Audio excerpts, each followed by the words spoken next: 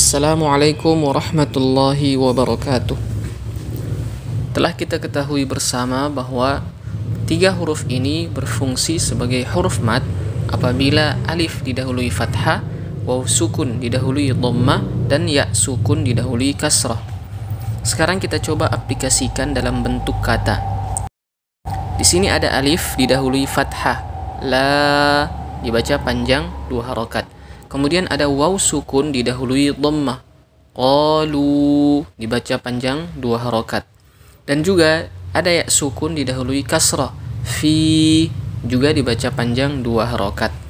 Contoh dalam ayat, la tufsidu fil ard min samaratir rizqan qalu fi qulubihim marad. Nah, sampai di sini jelas ya. Sekarang kita lanjut pada inti pembahasan kita. Perlu kalian ketahui bahwa huruf-huruf mad yang berfungsi untuk memanjangkan terkadang harus dibatalkan fungsinya. Contoh, lan fisama laha. Alif di sini tidak lagi berfungsi untuk memanjangkan. Qalu da'u lana. Waw sukun di sini juga tidak lagi berfungsi untuk memanjangkan. Fil ard. Begitu pula dengan ya sukun juga sudah tidak berfungsi untuk memanjangkan. Saya rasa pembahasan ini sangat penting sebab pemula sangat sering ragu, bahkan terjatuh dalam kesalahan ketika mendapatkan bentuk-bentuk bacaan yang seperti ini. Nah, di sini insya Allah akan kita jelaskan bagaimana pemula bisa tahu mana bacaan mad yang harus dipanjangkan dan mana bacaan mad yang tidak boleh dipanjangkan. Di sini kita harus membahas suatu rumus yang berkaitan dengan apa yang sedang kita pelajari sekarang, yaitu rumus sukun bertemu sukun. Nah, di sini kalian harus simak baik-baik agar nantinya kalian bisa membedakan mana huruf mad yang harus dibaca panjang dan mana huruf mad yang tidak boleh dibaca panjang. Sukun bertemu sukun di dalam Al-Quran terbagi menjadi 2. Ada sukun bertemu sukun dalam satu kata dan ada sukun bertemu sukun dalam 2 kata yang berbeda. Jika sukun bertemu sukun dalam satu kata, maka 2 huruf sukun tersebut harus dibaca sesuai makhraj dan sifatnya. Contoh, yakdzibun. Di sini ada waw sukun bertemu nun sukun. Maka waw sukun tetap berfungsi sebagai huruf mad dan nun di sini posisinya sukun disebabkan karena waqaf dan juga tetap harus kita baca. Contoh lain, dhallan fahada. Di sini ada alif yang sudah pasti sukun bertemu dengan tasydid dan tasydid juga termasuk sukun. Jadi sukun itu ada 2, ada sukun mukhaffaf, ada sukun musyaddad.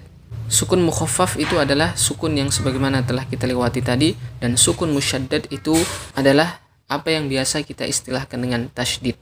Contoh lain, dzatis sada'. Di sini ada dal sukun dan ain yang sukun disebabkan karena waqaf.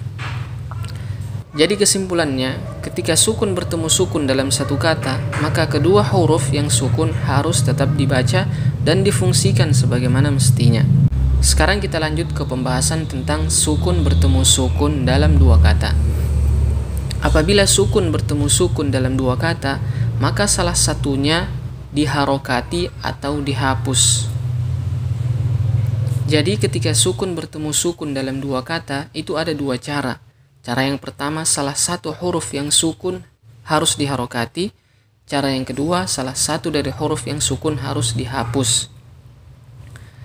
Nah, kapan cara pertama berlaku?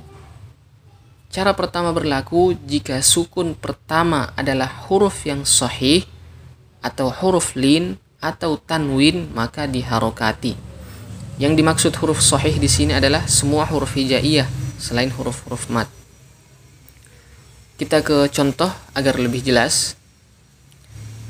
Coba kita perhatikan pada kata alaikum al-qital.